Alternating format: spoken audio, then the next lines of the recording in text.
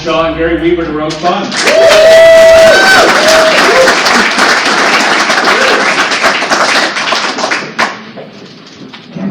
just like to say this is the nerdiest wedding I've ever been to. Definitely. You have to. Okay.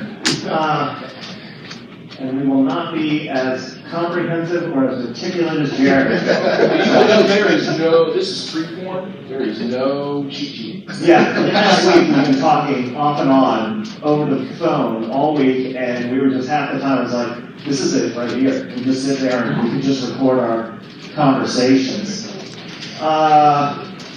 Starting with my photos, the kid I'm going to forward one. This is the kid.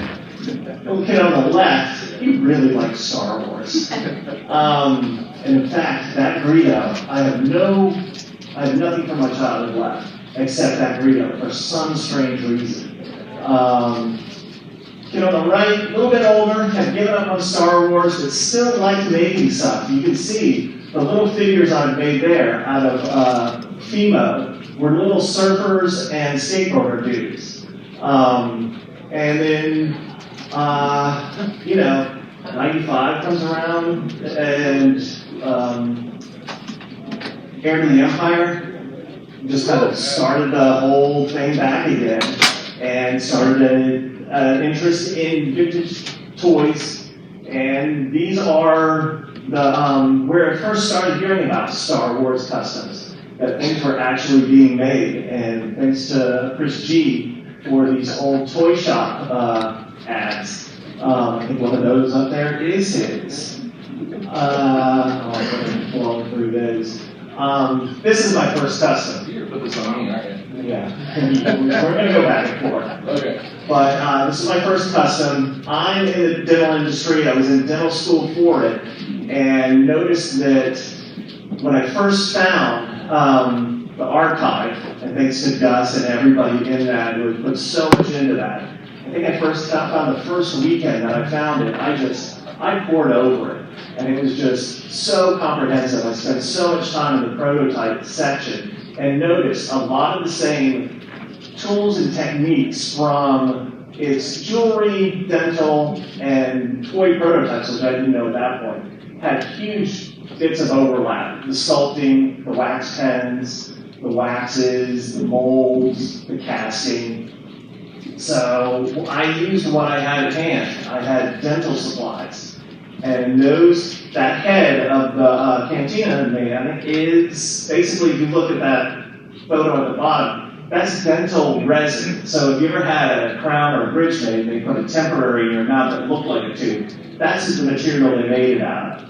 And being anything with dental or medical on it, it costs 3 times as much as anything else.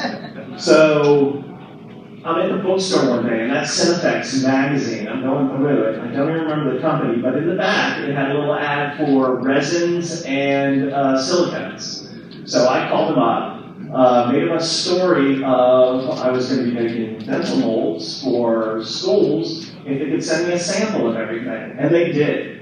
And they were nice enough to do that, but they still got plenty of business out of me down the road.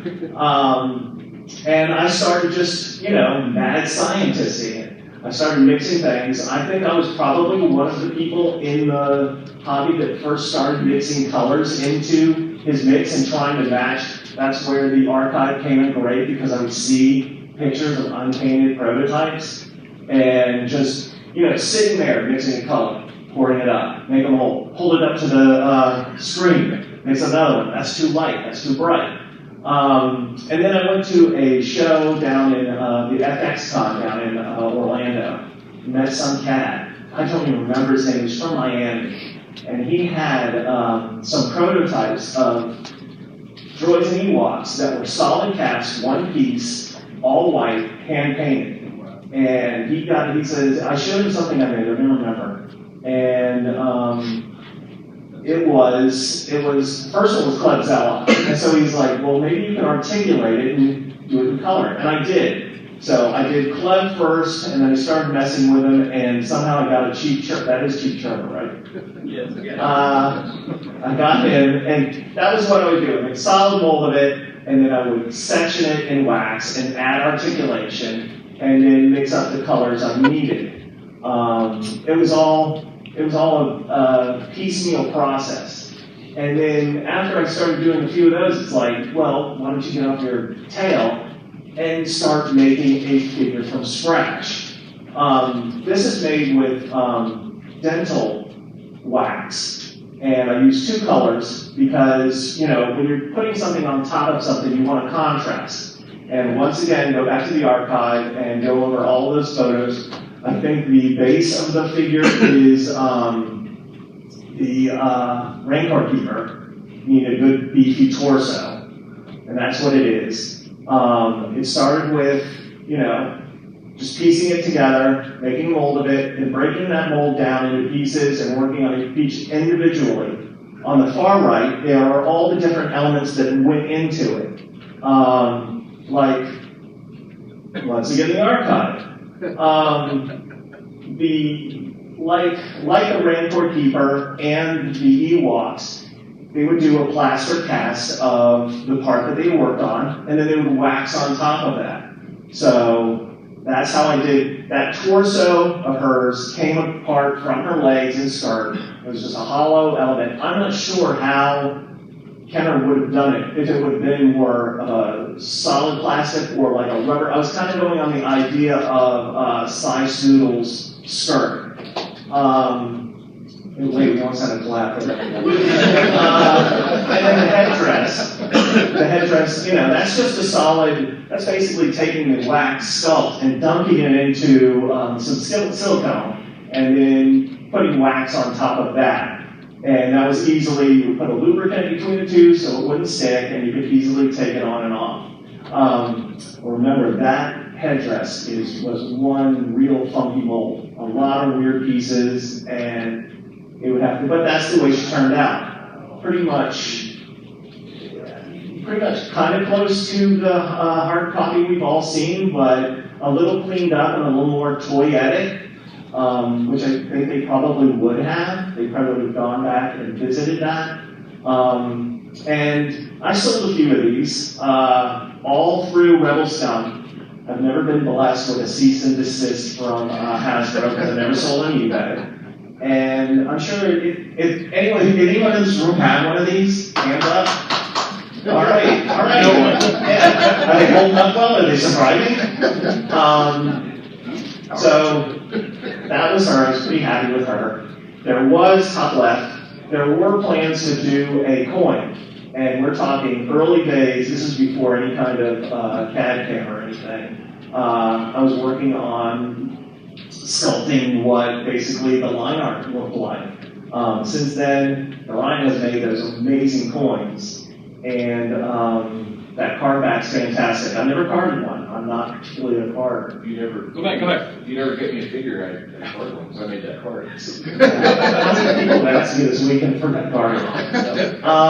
Can you go back one slide? Can you go back one slide real quick? Yeah, I can. Thank you. Yeah.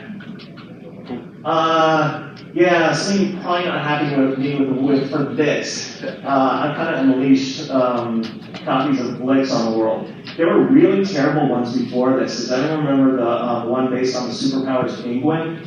It was really bad. A friend of mine, friend of many of us in this room, Sir Todd Hudson, had received a Blix from Brazil.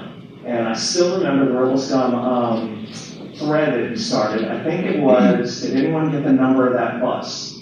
Because when it got to him, it was just the torso, which the torsos on those are pretty fragile. It was just shattered. It was pretty bad. So he sent it to me, and I said, he was like, can you put this back together? I was like, sure, if you don't mind. So he was okay, he let me make a mold of it, and I made him for a little while. How many Blix in the room do we have? All right. That was probably about half the production one, top right. The one under that, that's the way it would go together, all the pieces. I was very happy with the colors. The color matches were really nice. I spent a huge amount of time making custom paint masks. And because I wanted to get a little bit of overspray just right. Part of the whole thing, and you'll agree with me on this, is half the fun is problem solving. Oh, yeah. Yeah. Definitely. It's I think I looked everywhere for the right color for his, whatever those things are on the red things on his head. And I think it was some type of nail polish, because it had the right sheen and it was a little tougher than regular paint. So I go up to the counter with like 10 bottles of this stuff. And the lady's like, whatever floats your boat.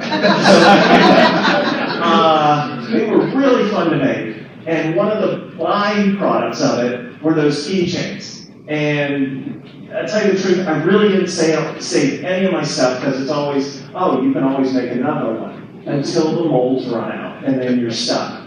So those keychains, I really like those. Does anyone have a keychain still? All right. I didn't make many, but let's move on. This is probably, the pinnacle of my messing with it. She actually started out as, can anyone guess as to what she started out as? Marion Ravenwood. You can even get that little hip in the arm like that, which really worked out, because even after I had it, a friend sent a picture of Leia reclining on Jabba's dais, and it's like, oh yeah, that works. So it started as that, but heavily reworked. On the right are the two. I had to break apart the torso. I cast it solid because I was going to do a solid torso. And I was going to go along the ideas of a plateau skirt. And a lot of times and trials and trying to find the right materials, and I just couldn't get it right, and was never happy with it. On the right is where I added the retention pins and the pegs, and these are basically the solid copies of it. Just testing it out. Trying to get the right skin tone for her. And then somebody else, and if you're here, come say hello, on Rebel Scum, showed one of their customs of a Leia, and they had broken the torso in two. And much like the Emperor's Royal Guard, because if you were ever a kid, you yanked the head off, it was a peg with the skirt over, and the head went straight down. So she had a peg, and inside the torso was a corresponding space for it to go into. So once you put just the drape of the skirt on there, you just push it in there, and it worked out pretty well. I was very happy with it. The hardest thing, and like I said a minute ago, problem solving was the funnest thing of doing this, and forever. This was like a 2 or 3 year project. Her skirt, I could not find the right material. I remember asking on Rebel Scum, do you guys have any ideas? And people would even send me swatches. And most of the time it was basically like kindergarten felt. And I was like, no, that's just not right. I even had a friend, Arturo Del Pozo out of South America. He sent me his grandmother's pillow. And he's like, this is a family heirloom. If you can do something with it, it's great. And I was like, this isn't for it, but I'm going to make a South American variant. So he still has it with his grandmother's, the fabric from his grandmother's pillow. And I'm really happy about that. He was very happy with it. What I finally found was, at school time one year, it was at Target, the stretchy stuff that goes over books to protect your books? Great for action figure type cloth. I mean, really good. And I found the right color. I didn't even have to mess with dyeing it or anything. And I own card 1. Mr. Sam Sweet owns that. And then, oh boy, I'm rushing through these. These are the only 2 times that I've been approached to actually make something for the industry. The mummy on the left was basically kind of based on a Topstone, the old Topstone Halloween masks. And I sculpted that, and a company named White Elephant Toys got in touch with me, and they bought the sculpt, and it's been produced. So, and then on the right is my tryout for Super 7. Because when Super 7 first started out, they, Funko, everything was digital.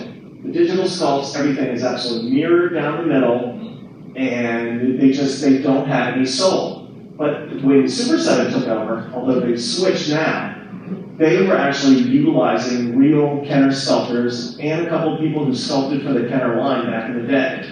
And that is Mega Man. And it's not the Mega Man you know. Apparently in Japan, the very first Mega Man on the cover was just an illustration of a regular guy in a suit like that. In the end, I didn't like, on the bottom, are all the corrections I needed to make. I didn't like being told what to do. And they were only paying $1,000 for like 2 weeks worth of work. So that kind of passed by.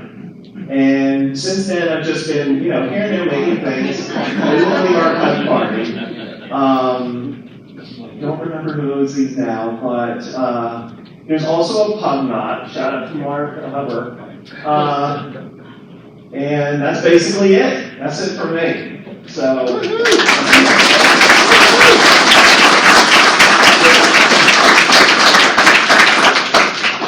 I guess we'll get into my little backstory, and we'll start with the kid.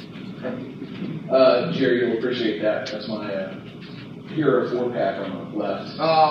With I had to go back and figure out. I knew I had it, but I could not figure out what the figures were until I found this picture, and that's the Yoda, Luke X-Wing, 3DO, and R2-D2 4-pack. Wow. So the only carded figure I remember getting as a kid, that Boba Fett in the middle, and then I had that stuffed R2-D2 up until high school where he got mold and water damage, and then finally replaced it a few years later with the tag version, and I still have it to this day. So. And I don't have hardly any toys left, and what I have is, my readers the only thing that survived. I know, that's great. I blew up the other ones. Yeah. So, same year. I was sick from no. Construction? Oh yeah. No, G.I. Joe's, and that was a terrible toy line because it killed every other toy. Black Cat fireworks and stuff. So when I was a kid, we didn't have a lot, but we still had a good time with what we had, and I saw the wish book, or I saw a catalog somewhere, and it was the Dagobah playset. I had to have a Dagobah playset. I asked my parents for a Dagobah playset. My mother said, I'm not paying good money for a plastic tree sign. So, you're creative. If you're making little transformers out of construction paper in second grade and not doing any of your work, make your own. So I made a playset that was probably this big, had a barrier for an X-Wing, had the swamp, had the hut, everything. Paper mache, the whole 9 yards, and that was my playset. And then they got me one for Christmas. So I'm thinking, okay, this sucks. So I was between that Dagobah playset, the other little things I did, and seeing the making of The Empire Strikes Back on TV, and how they did models, and how they did explosions, and how they did all the special effects, and the model, it was terrible. I was building 6-foot-long Star Destroyers out of refrigerator boxes and blowing them up on the bird back with black gas. So I was ran out of a telephone pole with a wrench trying to make the sound of that. Yeah. So 95 rolls around. Obviously, I got into G.I. Joe, I got into Transformers, I got into He-Man, lost Star Wars in the mid-80s. In 91, my uncle says, there's this really awesome book. You need to read it. It's Heir to the Empire. So I got into Heir to the Empire, and then in 95, Power of the Force 2 comes out. And there's only, 9 figures? The start of the line was 8 or 9 figures. I started repainting figures. I can go down to the store, spend $5, and make whatever I wanted. It just evolved.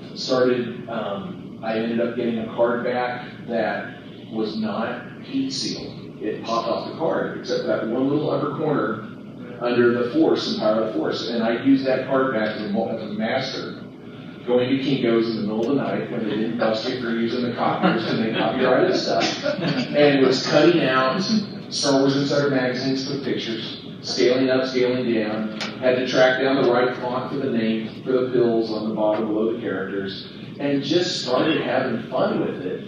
taking certain figures to conventions for autographs with actors because they'd have a figure but they wouldn't have anything really special. So I would do stuff like that. Eventually got to where I was airbrushing my own cards, my own card backs, doing my own custom graphics, again, pulling things from different elements to make it all work. Shadows of the Empire was my first real all sculpt from scratch. I think there might be bits of a 2-1B in the Levo. There's always a little bit of of something. yeah. No reason to reinvent the wheel. I loved the Twin Engines of Destruction comic book, so I basically made my own figure line of like 5 different figures with Boba Fett, Jabba Cass, Boba Fett in his mummy outfit, if anyone remembers that comic book. A Dengar and the girl that was in that comic. I actually have 2 original hand-drawn sheets from Jordy Ensign of that comic that I still have in my collection. I love. So I really got into just anything and everything. I would get into it. Click there. By the prequel era, my sculpting was getting to this. These are super sculpting. Super sculpting, boiling a cup of hot water out of the microwave. We'll set the super sculpting and then I can work on the next layer. Only you would know someone who makes wax. Spoilers. Orsing is one of the last ones I ever did. And Steve knows all about this because we were at dinner one time. And he said, I stopped you from getting a C&D. Your Orsing came across my desk. And I said, don't worry about it. He's only got the one. So there you go. That was kind of where I took a pretty long break. I moved on to other projects. I started doing full-size R2D2s, pulse rifles, stormtrooper armor for conventions with my fan group. Finally, DeLorean time machines. I made full-size DeLorean time machines for 10 or 15 years. And Force Awakens comes out. Oh, I think I have one more. Yeah, near the end, I was doing crazy stuff like this. That land speeder was vacuum formed over a Luke's land speeder chassis, so it had a little floating mechanism and push all around. That's a Dash Rendar's Outrider for the TIE Defender, the TIE Phantom. That's the cockpit for that. And then the 12-inch Dash and Orsing. I did not do the sewing on that. That's my wife. She also made this lovely shirt. Shout out to Bree, who supports all this jazz and keeps me out of trouble because she keeps me in the garage. So there we go. She knows where I am, so it works out great. And then after Force Awakens, I got back into Star Wars collecting a bit right before the Force Awakens come out, and then finally was taking a break from all the car stuff, decided to get back into sculpting. Did this Boba Fett, which was the holiday special Boba Fett, and then also recolored it to do the droids artwork. So I love this figure. And at this point in time, this is around 2020.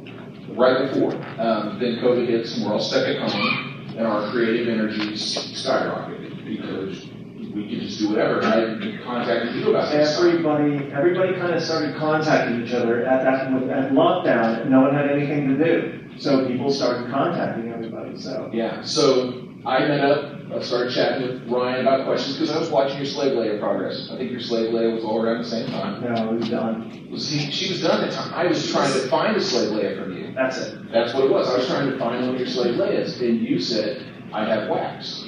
I said, I've never sculpted in wax. I'm going to interrupt here because a few years before that, I was lucky enough to talk to a Kenner sculptor, and we're just talking shop. And he's like, well, you know, I have the Kenner formula. Before that, I was using dental wax, which, like I said, 3 times as much the cost. And when you're making things, you don't want to melt them back down. You go through a lot of wax. So he gives me the formula, and he goes, this is the company. Ken Collins was the company that they got all their raw materials from back in the day, and they sent me a catalog. And even in the catalog, back then, they still you could buy Carbolon and Dynacast from them. They were much more modern materials, but they were still under the same brand. Go ahead. So, after check with Ryan, he sent me a small little container like this big, right? Wax. You get a little taste of it. A little taste of it. Yeah, that's how you get you hooked. And I did this. Wow. Right out of the gate. I went to town, took the earlier sculpt for one of the Feds, cast it in colors, and just started shading, resculpting, changing the posture just a little bit because I wanted a little bit more slouch. At this point, we had only seen one picture of the Mandalorian, the promo shot, little 3/4 promo shot. That's all we had. I did the sculpt and was going to do a little blaster, modifying an IG-88 blaster to make it work. And a friend of mine online, another contact I'd known, he did a 3D model of the Din Djarin blaster, the long and the short. Going into the next chapter. And we went into Shapeways and had these little printed mold masters, and I made copies of those. And that got me to here. That's my original wax on the left, my Dyna cast hard copy, the second one, just a gray test shot, the base color, and then a final painted version. And that's my paint chip sampler, so I know how to mix up all the different paints to do it. I probably did 15 to 20 of these things. If you have a Din Djarin, raise your hand. Look at the crickets. No, you have almost all of them, so this just hands on, a lot more hands will go up. Ryan is not allowed to raise his hand. So, then we talk about changes in the ways of doing things a little bit different. I hated carding custom figures because I want to look at it. I want to take it out and look at it and mess with it. So the more I thought about it, I came up with this idea for, I call it a gatefold. And I'm sure other toy companies have done stuff like this where you can open it up like a book and take it out. I think of when I think of this, I'm always reminded of this is Christmas, back at Christmas, the time of Star Wars, the Lifesavers book. It's got like the 5-pack of Lifesavers. That's what I was thinking of when I put this together, when I started working on this idea. So this would allow me to do a carded figure. I can put it in a star case, put it on the shelf, but if I wanted to take it out and mess with it or display it somewhere else, I can just open it up. And it also gives me the opportunity to put a great little history or making of in the inside of the book. And I loved how these turned out. They were just the greatest thing ever. And from there, I just did other things I like. The Sears playset Cantina Droid, which is just a little piece of artwork in the back. But it was an awesome take. Again, this was a 3D model. This was the beginnings of where I started out with other stuff. A Shapeways print, trying different components and things using an original R2D2 body. So that was a really good one. I love that front and back. Stylized the card art so it looked more like the vintage packaging and everything else with a little less. You didn't scan the original R2 body, you just took measurements, right? Yeah. Okay. Wow. Okay. Since then, I've done a ton of other fun stuff. I love the mashups. I got into doing some really crazy mashup work. I was working on, I cannot remember what I was working on with a snaggletooth, trying to make like some sort of custom red snaggletooth. And a friend of mine said, those look so much like Star Trek figures, it's not even funny. Next thing you know, I did a Spock head, a Kirk head, used the regular snaggletooth to do a Scotty or a McCoy if I wanted to, and then did the snag-on figure, the Klingon snaggletooth hybrid. And the best part, what I love about the snaggletooth, about the Klingon hybrid, is Ertl made prototypes for Star Trek figures back in the early 80s. And they used the Weekway for the body. So that is a Weekway torso with some like tweak modifications and a little snaggletooth belt buckle. So that was a great worker. And of course I did the garbage pail astromech droid kid. That's just what is the trash can? Oscar Grouch trash can. Ash can Andy, yes. Ash can Andy. So it's a garbage can from Oscar Grouch. Had the perfect handle. I didn't have to change the handle. And throw on the parts using vintage R2 bits and little Cabbage Patch doll figures back in the day that were little small articulated things. So that's how he turned out. One of my favorites. I love. This is an unproduced toy line from the 80s. This is the Last Starfighter. And I'll have some up there to show off later, but I did Alex, Greg, the whole 9 yards. There's like 8 or 9 different figures. And then a collectors group contacted me, and they were going to do a live stream interview with Lance Guest and Mary Catherine Stewart. And so we made up this little custom package of 2-pack of figures with an autograph place on the inside so they could sign it, and they presented them to them in the live stream. So that was a couple of years ago. It's one of my favorite pieces right there. I just absolutely love it. So now we get to the fun part. We're in Atlanta. We're in the home of Coca-Cola. So what I've been doing lately is having fun with 3D modeling. And I modeled up an astromech a while back just to do it. I modeled up 6 or 7 or 8 different astromechs' heads to all look like vintage style droids. So took that model and set about trying to make what I thought a cobot would look like. They did the little remote control droid based on the full size back in the 70s, early 80s. Put together this really nice 3D model, and I need to sell this. How do I sell this? We talked about this last weekend. It was Friday, Thursday. It was Thursday. We talked about this Thursday last week. Friday afternoon, I had half the model done. Saturday morning, I went into the office. I finished the model. I printed the model Saturday night.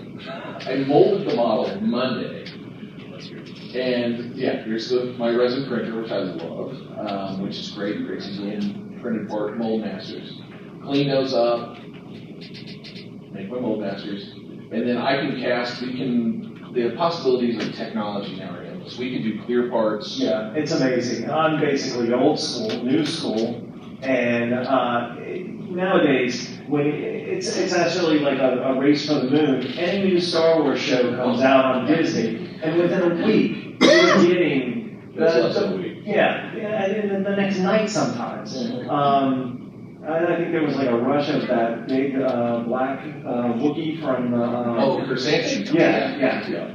I think within the next week there were like 4 or 5 different ones. I mean, the technology has really just kind of liberated anyone to do what they want to. I have a blast with it, and it blows my mind that I can go either hand sculpt. I mean, we can wax sculpt pretty quick. So it doesn't take. We've done enough. Yeah, we were both in the camp of you can do your digital thing, especially for organic things. For mechanical, go digital away. Okay. But for organic, get all your heavy lifting done, but then make a mold of that in the wax and add your flourish to it. Because there's something about there's something about making it with your hands. Sometimes little mistakes become the most interesting parts of the sculpt. So I have a blast with it. I love wax sculpting. I will never drop wax sculpting. I've even done 3 more slides. I've done bandages and wraps and other details and things like wax. So he's next. But this was a fun one, because we were able to do the 3D models and castings. There. And now I've got the greatest little machine. It's this little vacuum former. It's called a Make You Form Box.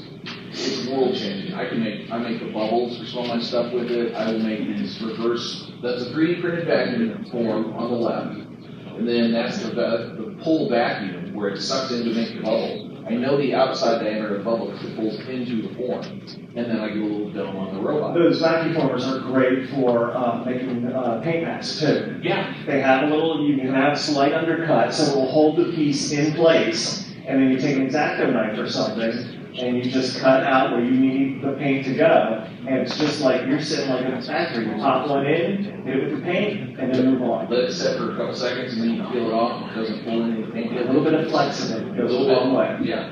And they make a bunch of, there's not just a Make You a Form Box or a vacuum former. I've used those little dental vacuum formers, 4x4. I got 3 if anybody needs one. Yeah, they're terrible. They're only good for dental work and this one application. But I've made flexible vinyl capes with those, using the dental splits, the flexible plinths.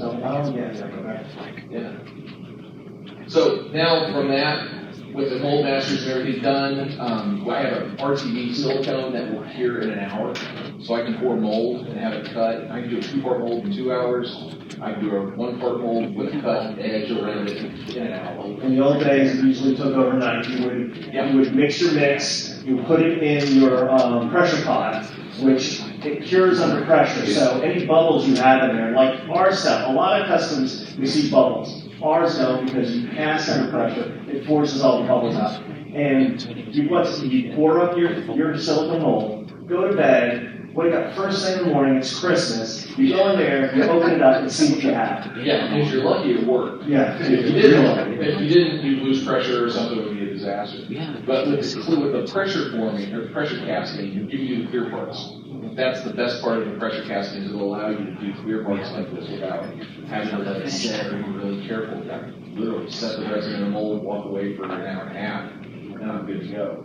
So, digital graphics, and you now have excellent label paper. I mean, stuff that looks almost just like vintage, and digital printers are amazing. They let you do so much with it. And then you get a mock-up, and after that, once you have the mold, you do whatever you want. So you can make a Foodland droid, you can make a Coca-Cola droid, you can make a Galaxy's Edge Coca-Cola droid, you can do a Sprite droid, I've done a Pepsi droid, I've done a Mountain Dew droid, I've done a Nuka-Cola droid. And what chose 3 different people made on their own? The Cola Wars. Oh, you got the Cola Wars hat. You got the Cola Wars hat. So it's been a heck of a week. This has literally been the last week. And there you get to see it next to, that's the retro collection. R2D2 was what I had in the mechanical when I pulled it. But it plays right along with all the other toys just fine. So, that's it.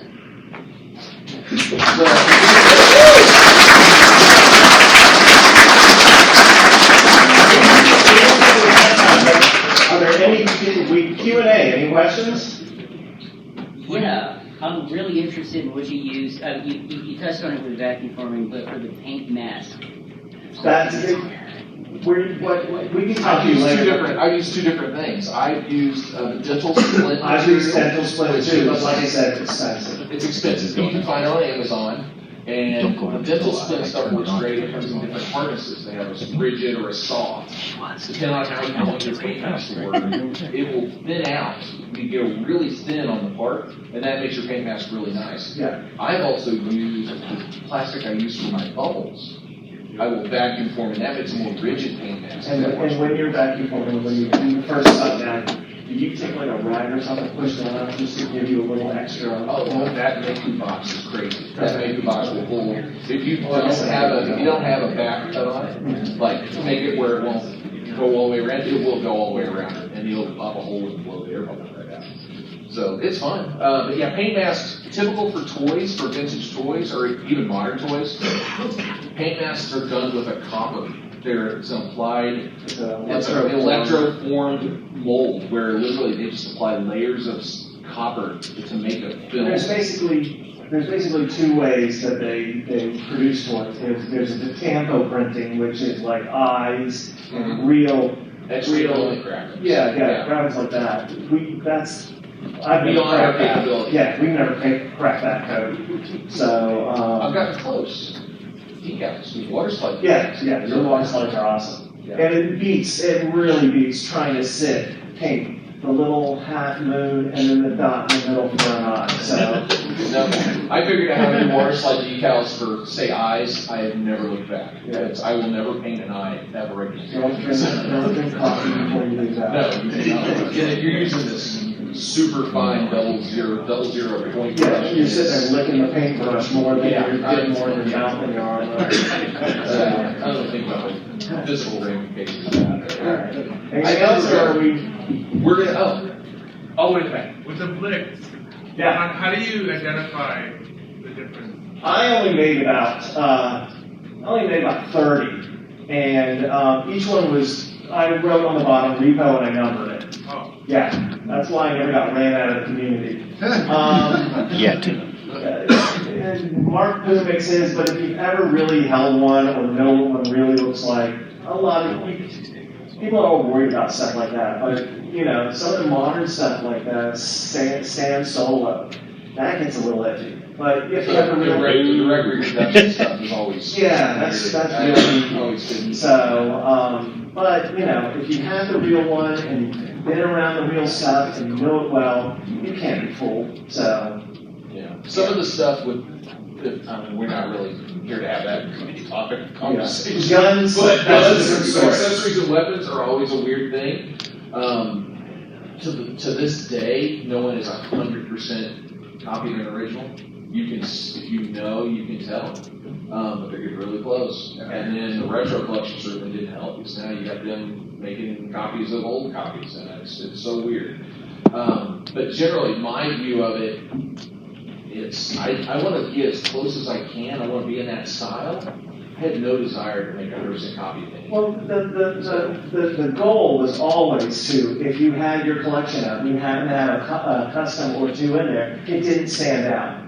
Yeah. And, I always felt my Leia, she kind of, unless you knew what you were looking for, if your sister or your brother comes in, doesn't give a damn about any of this, walks in, they won't say, what's with that one? So that's basically what I want my customs to blend in. I want to have it on a shelf on the wall. Aesthetically and all the details of putting it together. Yeah. So, all right? Our timer's got 2 minutes left, so I guess we're done. Yeah.